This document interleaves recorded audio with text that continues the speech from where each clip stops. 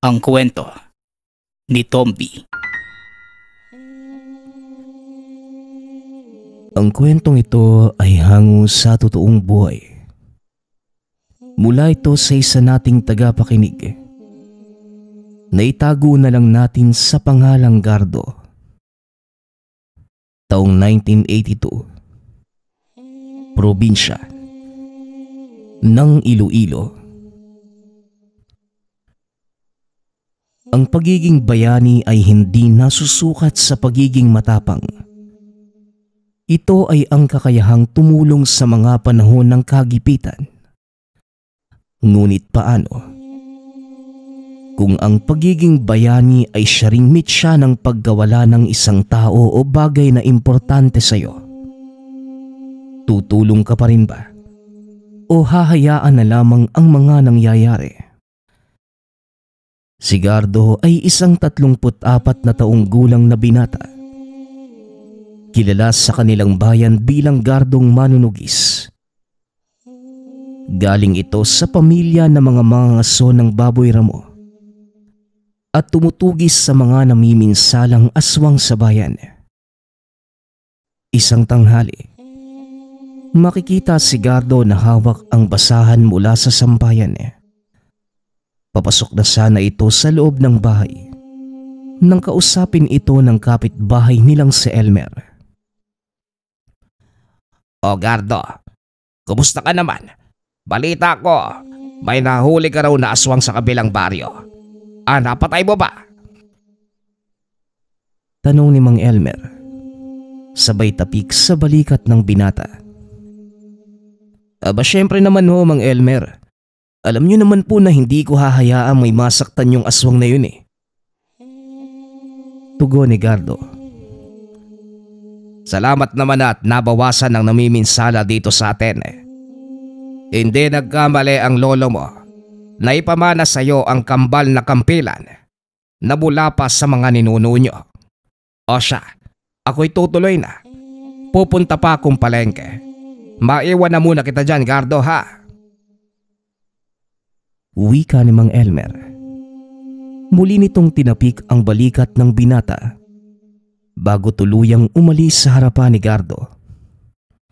Samantalang pumasok na sa loob ng tahanan ang binata. Dinampot niya ang 2 kampilang nasa mesa. Gamit ang basahan, marahan niyang pinunasan ang bahagi ng talim nito kung saan may bakas pa ng kaunting dugo mula sa aswang na napatay. Ang kampilan, isang uri ng sandatang ginagamit noon sa pakikidigma. Ito ay may mahabang patalim at sukat na tila espada. Ang dulo nito ay liko na kahawig ng buntot ng isang pating. Ang pagkakaroon ng kampilan noon, sagisag ng katapangan at kultura ng mga Pilipino. Ang kampilan na pagmamay-ari ngayon ni Gardo, mula pa sa kanilang mga ninuno na noon din, tumutugis na mga nilalang katulad ng aswang. Ipinamana pa ito sa kanya ni Lolo Juan. Matanda na at hindi na kaya pang kumilos ng maliksi. Kaya naman nagpasya ang matanda na ipasa na kay Gardo ang itinuturing na kayamanan ng pamilya. Bukod sa pamanang kampilan, tinuruan din ni Lolo Juan ang apo na magsanay kung paano lumaban sa mga aswang. Iba't ibang pagsasanay na ginagawa lamang sa likod bahay. Malawak naman ang lugar kaya malayang nakakakilos si Gardo. At dahil hindi naman lihim sa mga taga-bayan ang ginagawa ni Gardo na pagsasanay, maraming mga bata ang humahanga sa kanya. Tuwing hapon nakaabang na ang mga ito para manood sa mga ginagawa ni Gardo. Para sa kanila, isang bayani ang binata na dapat nilang tularan. Kabilang sa mga batang ito ay ang matalik na magkaibigang si Toto at Itoy. Tuwing sasapit ang 5:00 ng hapon, mula sa paaralan ay diretso na sila sa bahay ni Gardo. Kuya Toto, ang galing mo talaga sa paggamit ng espada no? Wika ni Toto habang kumakain pa ng suman na bigay ni Gardo sa kanila ni Itoy. Oo nga kuya, paglaki ko, gusto ko ring maging katulad mo. Dagdag pa ni Itoy. Napangiti naman si Gardo sa sinabi ng dalawa. Binaba niya ang mga kampilan, saka umupo sa tabi ng dalawa. Gusto niyo maging katulad ko? E di ibig sabihin ba nun, gusto niyo ding pumatay ng aswang? Tanong ni Gardo sa dalawa. Opo kuya, gusto po naming matutong makipaglaban para po maprotektahan po si nanay at tatay. Ako rin po, gusto ko rin po kuya. Turuan niyo rin po ko kung paano gumamit ng espada. Tugon ng dalawa. Tumayo si Gardo at kinuhang muli ang sandata. Ito ba? Ito ba ang sinasabi mong espada, Toto? Kampila ng tawag dito. Delikado ang talim nito para sa inyo kaya hindi ko kayo pwedeng turuan na gumamit nito. Wika ni Gardo na siya namang ikinalungkot ng dalawang bata. Hindi naman matiis ng binata ang ganong senaryo, kaya pinayuhan na lamang niya ang mga ito. Alam niyo mga bata, hindi naman basihan kung marunong kang gumamit ng mga sandata para maprotektahan ng mga taong mahal natin. Tsaka, hindi naman porke hindi kayo pwedeng humawak ng bagay na katulad nitong kampilan o yung sinasabi niyong espada, wala na kayong magagawa para makatulong. Pagpapaliwanag ni Gardo. Tila nabuhaya naman ang loob ng dalawa. Napangiti sa sinabi ng binata. Kung gano'n naman po pala kuya, gawin mo na lang po kaming kanang kamay mo hanggang sa maging matanda na po kami at pwede nang makagamit ng espada. Mungkahi ni Toto na sinang-ayunan ni Itoy. Oo nga po kuya, parang yung mga napapanood kong palabas sa telebisyon ni na Aling Osang, yung bida, palaging may kasama na kaibigan na kanang kamay niya. Dagdag ni Itoy. Napakamot sa ulo si Gardo sa narinig mula kay Itoy at Toto. Sa murang edad ng mga ito, nagtataglay na sila ng katapangan na hindi basta-basta maiisip ng pangkaraniwang bata. Napabuntong hininga na lamang si Gardo, saka sumagot sa dalawa. O sige, mukhang wala na akong taka sa inyo eh. Pumapayag na ako maging kanang kamay kayong dalawa. Pero ipangako nyo sa akin na hindi kayo gagawa ng anumang kilos na ikakapahamak nyong dalawa. Wika ni Gardo. Lumawak ang ngiti sa labi ni Toto at Itoy. Walang sisidlan ang sayang nararamdaman ng dalawa dahil sa sinabi ng idolong si Gardo. Nangako ang magkaibigan sa binata. Saka umuwi ng puno ng kagalakan ang mga puso. Lumipas ang mga araw. Patuloy ang pagsasanay ni Gardo kasama sina Itoy at Toto. Napag-alaman ng binata na nagpapaalam pala ang dalawa sa mga magulang tungkol sa pagsasanay. Napatunayan niyang seryoso pala talaga ang mga ito at hindi nagbibiro. Natutuwa si Gardo dahil gumawa pa ng sarili nilang sandata ang dalawa. Ipinakita ng mga ito ang saltik o tirador na gawa sa kahoy na hawakan at goma na tila hiningi lamang ng mga bata kay Mang Elmer. May mga disenyo ring nakaukit dito katulad ng hugis bilog, araw at bituin. Aba, ani pa? Kayo ba talaga ang gumawa ng mga to? Wika ni Gardo. Namamangha ito sa galing ng dalawa. Opo kuya, kami po ang gumawa niyan. Nagpaturo pa nga po kami kay Mang Elmer eh. Tapos ito'y po yung gumuhit para po maganda. pagbibida ni Toto habang tinuturo ang parte ng saltik na may disenyo. Kuya Gardo, maganda po ba yung gawa namin? Tanong ni Itoy. Umaktong kinikilatis ng maigi ni Gardo ang saltik. Oo naman. Pero teka, nasan yung mga bala nyo? Hindi gagana ang saltik kung walang bala ha? Wika ni Gardo. Napakamot sa ulo ang dalawang bata. Ay, oo nga po pala. Nakalimutan po namin na kumuha ng mga bato sa ilog. Kuya Gardo, kukuha lang po kami ng mga bato ha. Uy Itoy, tara na sa ilog. Magkuha na tayo ng mga bato para makasama na tayo sa pagsasanay ni Kuya Gardo mamaya. Pag-uusap ng dalawa. Mabilis na tumakbo sina Itoy at Toto palabas ng bakuran ni Gardo. Naiwan ang binata hawak-hawak pa rin ang saltik na ginawa ng mga bata. Lihim itong napangiti. Sa simpleng bagay na yun nakita niya ang dedikasyon ng mga ito. Isang katangian na tinataglay ng isang manunugis na bayani. Hindi nagtagal. Nakakasabay na sina Toto at Itoy sa pagkilos na ginagawa ni Gardo tuwing magsasanay ito. Hindi man ganon kagaling ay bilib si Gardo sa tiyaga ng dalawa. Hanggang sa isang gabi, nakatanggap ng balita si Gardo mula kay Mang Elmer. Gardo, may umaaligid daw na aswang sa bubong ni Maring Lucia. Buntis si Rose, yung napang-asawa ng bunsong anak niya. Ilang araw na raw silang may naririnig na naglalakad sa bubungan.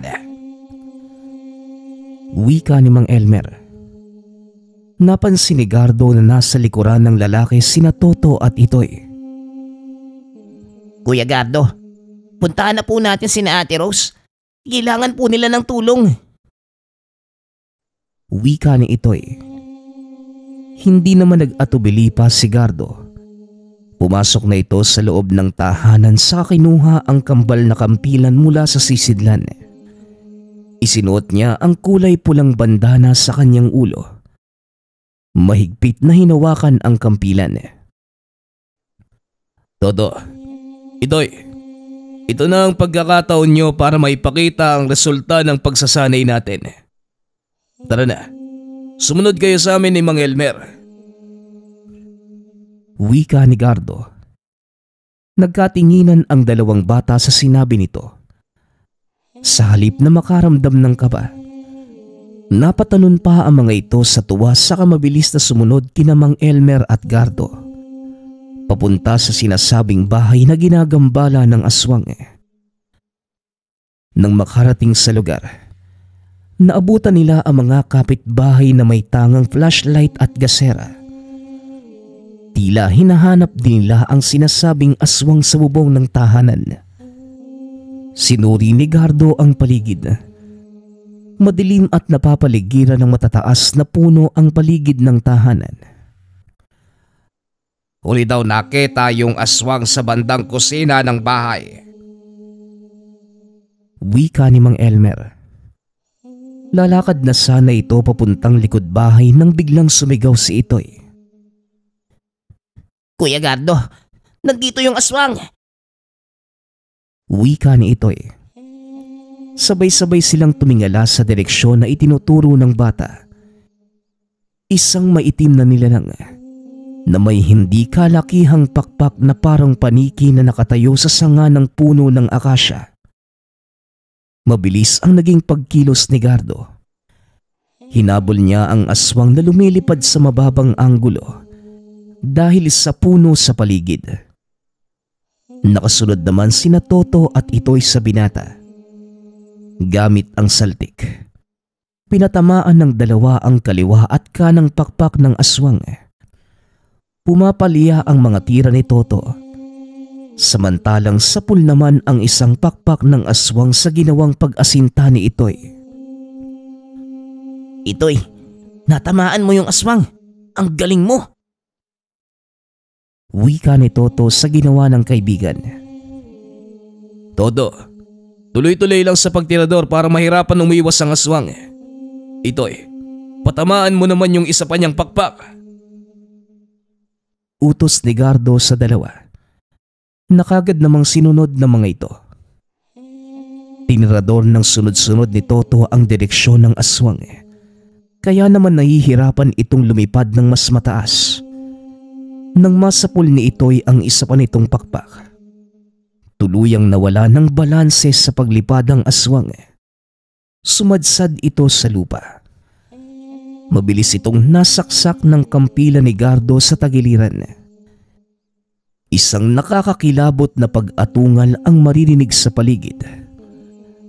Napalunok ng laway si Toto at Itoy. Ito pa lamang ang unang beses na makakita sila ng ganoong nilalang. Pinaulit-ulit pa ni Gardo ang pagbao ng talim ng kampilan sa katawan ng aswang. Unti-unting naaagnas ang labi nito na tila abong hinahangin na lamang.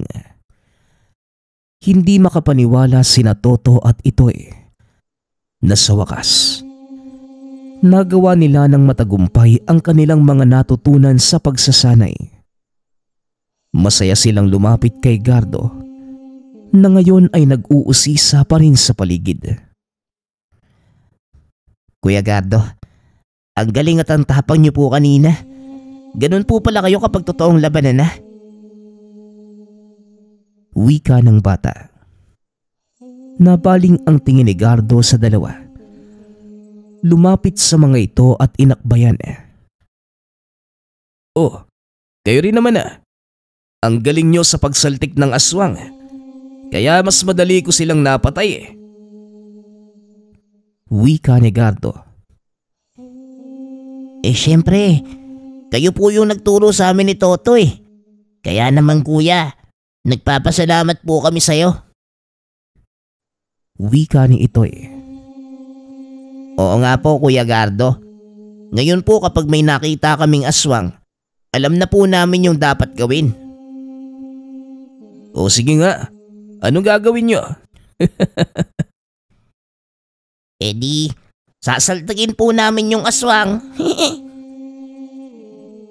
Nako, kayong dalawa talaga. Puro kayo kalokohan O sige na, umuwi na kayo at baka mamaya hinahanap na kayo ng mga nanay at tatay nyo.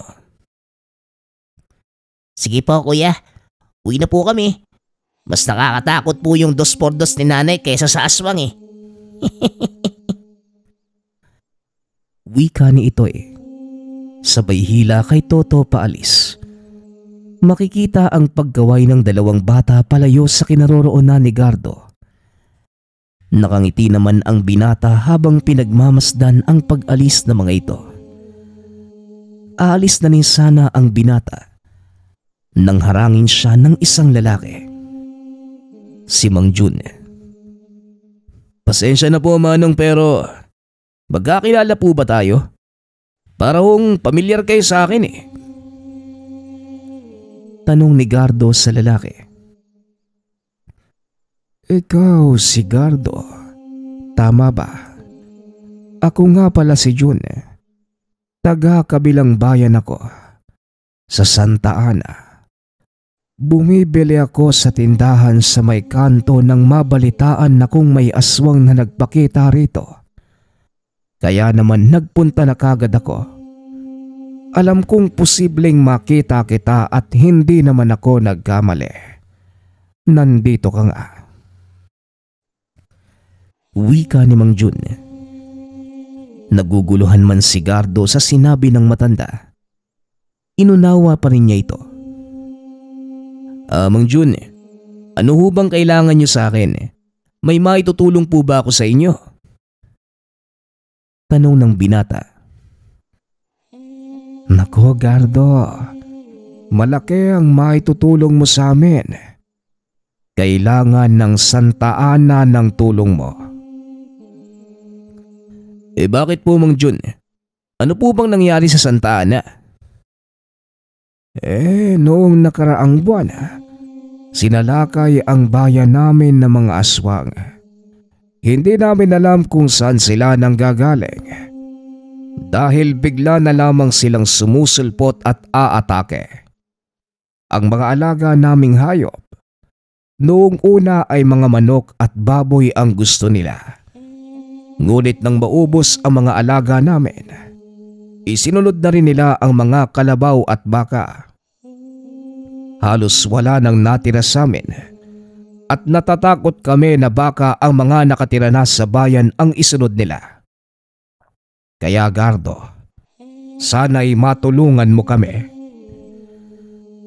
Pagsasalaysay ni Mang Jun, kinuha pa ng matanda ang kamay ni Gardo upang makiusap. Nakita naman ng binata kung gaano ito kaseryoso sa mga sinabi. Kaya naman madaling nakapagpasya si Gardo. Huwag po kayong mag-alala, Mang Jun. Maasahan niyo po ang tulong ko. Bukas na bukas din po. Pupunta ako ng Santa Ana para makita ang sitwasyon niyo roon. Nako, maraming salamat Gardo.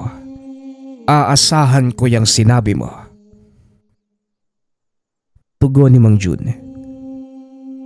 Oo, Mang Jun. Muling wika ni Gardo. Nang matapos ang kasunduan, umalis na rin si Mang Jun sa lugar, gayon din si Gardo na umuwi na rin dala ang kampilan. Kinabukasan maagang nagising ang binata para maghanda sa pagpunta sa Santa Ana.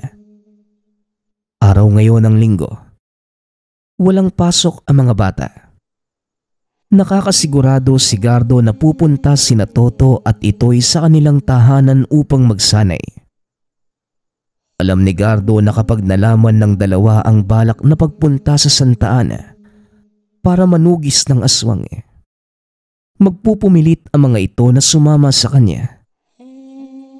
Nang matapos sasain ang mga kampilan, inilagay niya ito sa espesyal na sisidlan. Ang lagayan na ito ay gawa sa kahoy na may nakaukit na baybayin. Ang sabi ni Lolo Juan, isa itong orasyon para sa pagtawag sa kapangyarihan na meron ang kampilan mula sa kanilang mga ninuno. Kaloob ito ng isang makapangyarihang diwata na nangangalaga noon sa isang sagradong bukal. Pinagmasdan ni Gardo ang mga nakaukit sa sisidlan nang biglang may magsalita sa kanyang tabi. Kuya Gardo, bakit po kayo nakatitig dyan? Tanong ni Toto.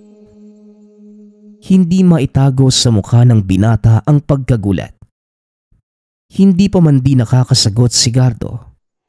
Sumulpot na rin sa tabi niya si Itoy. Ano pa nga bang aasahan sa mga ito?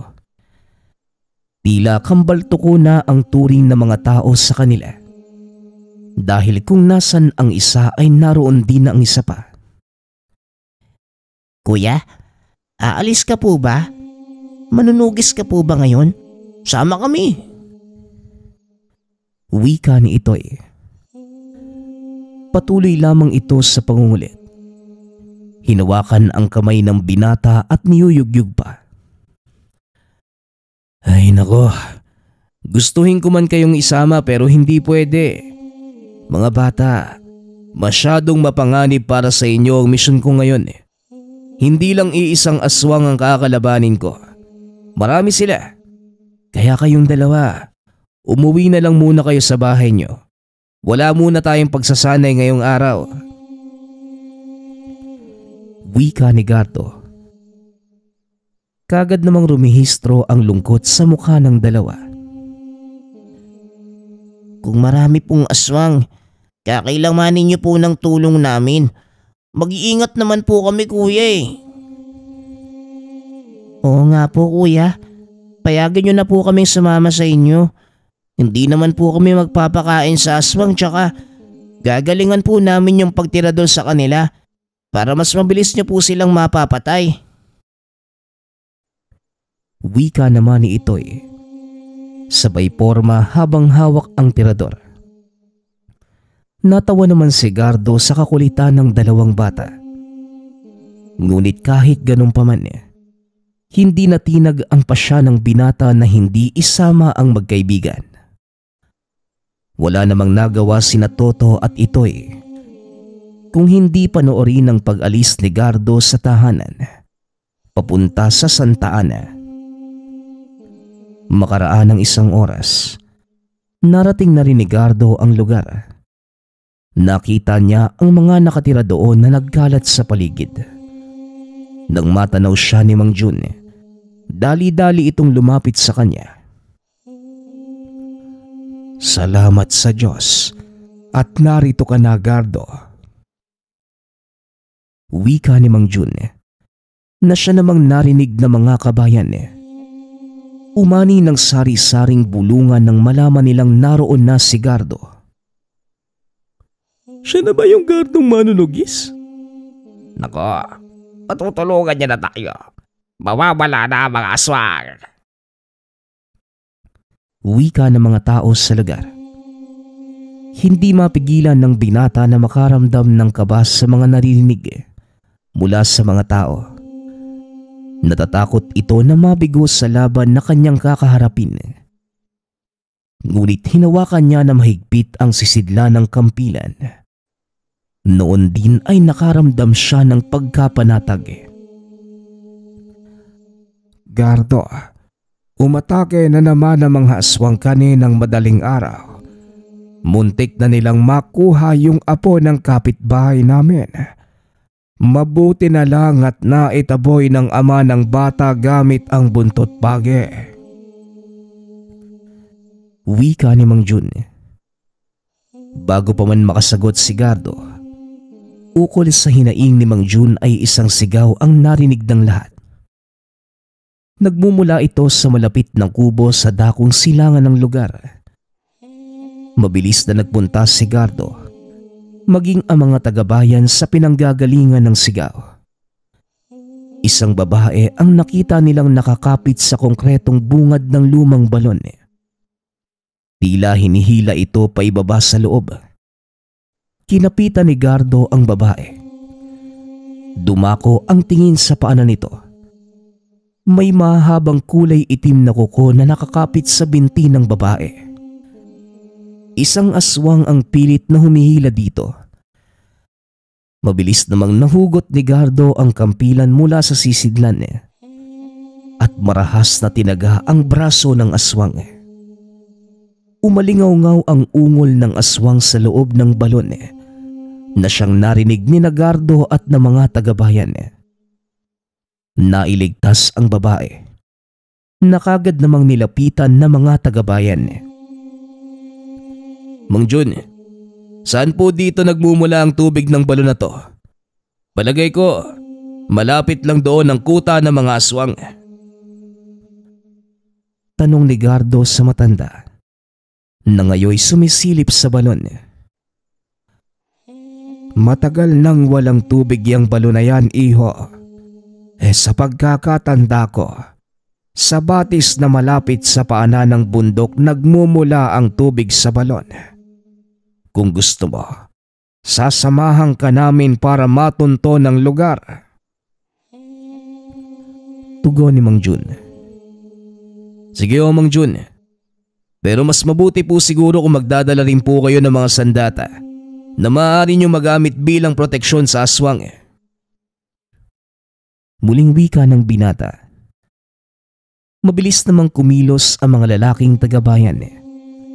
Ang iba ay may hawak na itak, bolo at kawayan habang ang ilan naman kalaykay at pala ang dala. Sama-sama silang nagpunta sa sinasabing batis ni Mang Jun. Nang makarating sa lugar, siniyasat nila ito. Isang maliit na kuweba ang matatagpuan sa hindi kalayuan sa batis. Lakas loob itong pinasok ni Gardo, maging na mga tagabayan. Hindi pa man din sila tuluyang nakakapasok sa loob. Sinlubong na kaagad sila ng mga sumusugod na aswang. Kanya-kanyang depensa si Mang Jun. Habang si Gardo naman, madaling napapatay ang aswang na umaatake sa kanya. Kabilaan ang senaryo ng saksakan sa paligid Mapalad ang mga taga-bayan dahil wala ni isa sa kanila ang napatay ng aswang. Ang ilan ay nagkaroon ng galos at mga sugat na hindi naman ganong kalalim. Magsasaya na sana ang mga ito nang muli na naman silang atakihin ng mga aswang mula sa loob ng kuweba. Gardo, kami na ang bahala rito. Pasukin mo na ang kuweba at patayin ng pinuno ng mga aswang na ito. Huwag kang mag-alala sa amin dahil kaya na namin ito. Wika ni Mang Jun habang sinasalag ang aswang na nagtatangkang lumapit kay Gardo. Napatango naman ang binata bilang pagtugon sa lalaki. Saka ito nagmamadaling sumalisi papunta sa sentro ng kuweba. Doon ay tumambad sa kanya ang pulutong ng mga aswang na pinagpipiestahan pa ang katawan ng kalabaw na mukhang isa sa mga ninakaw sa mga taga-bayan. Batid ng binata na ramdam na mga aswang ang presensya niya. Ngunit nananatili ang mga ito sa ginagawang pagkain sa laman. Sinubukang lapitan ni Gardo ang isa sa mga ito. Nakahanda na ang kampilan kung sakaling umatake ang nilalang. Ngunit sa ikalawang pagkakataon, hindi pa rin siya inatake nito. Ilang segundo lamang ang lumipas at isang matandang lalaki ang lumabas mula sa kabilang direksyon ng kuweba. Kulukulubot na ang balat at uugod-ugod na kung maglakad. May tungkod ito na gawa sa buto ng tao at may suot na kwintas. Ang kwintas na yon ay pamilyar kay Gardo. Minsan na itong naikwento ni Lolo Juan sa kanya. Kwintas na hugis bilog. Tila medalyon na may hiyas sa gitna na may kakayahang kontrolin at pasunurin ang sinuman. Sa puntong ito, alam na ni Gardo ang dahilan ng biglaang pag-atake ng mga aswang sa Santa Ana. Mukhang kinokontrol sila ng matanda. Sino ka? At bakit mo kinokontrol ang mga aswang na ito para atakihin ang bayan? Tanong ng binata.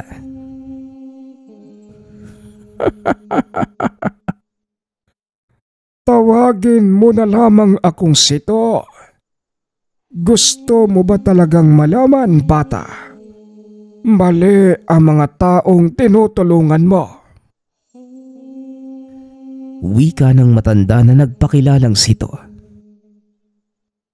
Anong ibig mong sabihin, tanda? Masama ang ugali ng mga tao sa Santa Ana. Itinuring nila akong hayop at minaltrato ng ilan sa kanila. Ilang beses akong nakiusap na wag nila akong palayasin sa bayan dahil wala na akong ibang mapupuntahan. Pero hindi nila ako pinakinggan at ipinatapon ako rito sa kuweba. Hanggang sa isang araw, natagpuan ko ang medalyong hiyas na ito. Binigyan niya ako ng kapangyarihan na magkaroon ng sariling kaharian at mapasunod ang mga nilalang na ito. Salaysay na matanda. Hindi alam ni Gardo kung nagsasabi ito ng katotohanan. Ngunit may parte sa puso ng binata na gusto niyang maniwala. Sa kabila ng simpatya ni Gardo sa matanda, hindi siya nagpadala sa bugso ng damdamin. Kung mali nga ang mga taga-bayan, sa tingin mo ba, tama ang ginagawa mong pag-atake sa kanila? Marami nang napeperwisyo at nawalan ng kabuhayan sa ginawa mo. Sito, kailanman hindi maitatama ng isang mali ang ginawang mali. Kaya isuko mo na lang ang hiyas at sumama ka sa akin. At ano naman ang mapapala ko sa pagsama ko sa iyo? Hindi ko isusuko ang hiyas na ito. Akin lamang ito. Mga kampong ko, patayin niyo ang lalaking yan. Wika ni Sito. Sa isang iglap inatake siya ng mga aswang na kanina ay abala sa pagkain ng laman ng kalabaw. Kinuyog ng mga aswang si Gardo. Nahihirapan itong dumepensa dahil sa sabay-sabay na biglaang pag-atake. Kinapitan niya na mahigpit ang kampilan at umusal ng isang baybaying orasyon habang itinataas ang sandata sa ere. Pagkaraan ng ilang segundo, umilaw ang baybayin na nakaukit sa sisidlan at tila nabalot ng enerhiya ang katawan ni Gardo. Tumilapon ang mga aswang sa ere at siyang pinadaanan niya ng talim ng kampilan. Isa-isang bumagsak ang katawan ng mga ito sa lupa, samantalang nanatiling nakatindig si Gardo sa gitna. Napaawang ang bibig ni Sito. Hindi siya makapaniwala na ganun lamang kabilis na talo ni Gardo ang mga alagad. Kaya naman, muli itong nag-utos at isang bulto na naman ng mga aswang ang lumabas at umatake kay Gardo. Dahil doble ang dami ng aswang ay tanging pag-iwas na lamang ang nagawa ng binata sa mga ito. Sa hindi inaasahang pangyayari, hindi napansin ng binata ang aswang na sumulpot sa kanyang likuran. Akmang kakalmutin na sana nito si Gardo nang may tumamang mga bato sa ulo ng aswang. Dumako ang tingin ng binata sa kanan at nakita niya si Toto at Itoy na pinatatamaan ng mga bato gamit ang kanilang tiradorang aswang. Sumunod pala ang dalawang bata sa santaan sa tulong ni Mang Elmer. Nagpumilit ang mga ito sa lalaki na ihatid sila sa lugar dahil labis ang kanilang pag-aalala para sa kanilang Kuya Gardo. Wala namang nagawa si Mang Elmer, kaya naman ito sila ngayon kasamang nakikipaglaban ng binata. Dahil sa tulong ng dalawa, mabilis namang nakakabawi si Gardo. Sa tuwing sasaltikin ni Toto at Itoy ang mga aswang, nababaling ang atensyon ng mga ito sa dalawa. Kaya naman madaling nasasaksak ni Gardo ang mga nilalang hanggang sa maubos na ang kanina ay bulto-bultong aswang. Napaatras ito sa nasaksihan. Akmang tatakas na sana ito nang tiradorin ito ng mga bata. Natamaan ang paa nito na nagpahinto sa kanyang pagtakas.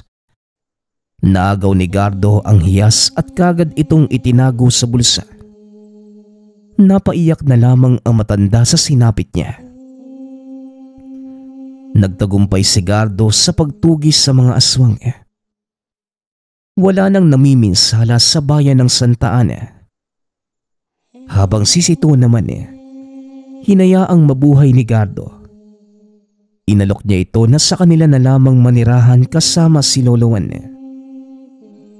Nakitaan naman ito ng pagbabago ni Gardo sa tulong din ni Toto at Itoy. Matagal na panahon ang lumipas. Malaki na din ang dalawang batang uhugin na dating kanang kamay ni Gardo. Ngayong matanda na ang bayaning manunugis sa lugar, ipinasa niya ang kambal na kampilan sa dalawang bata.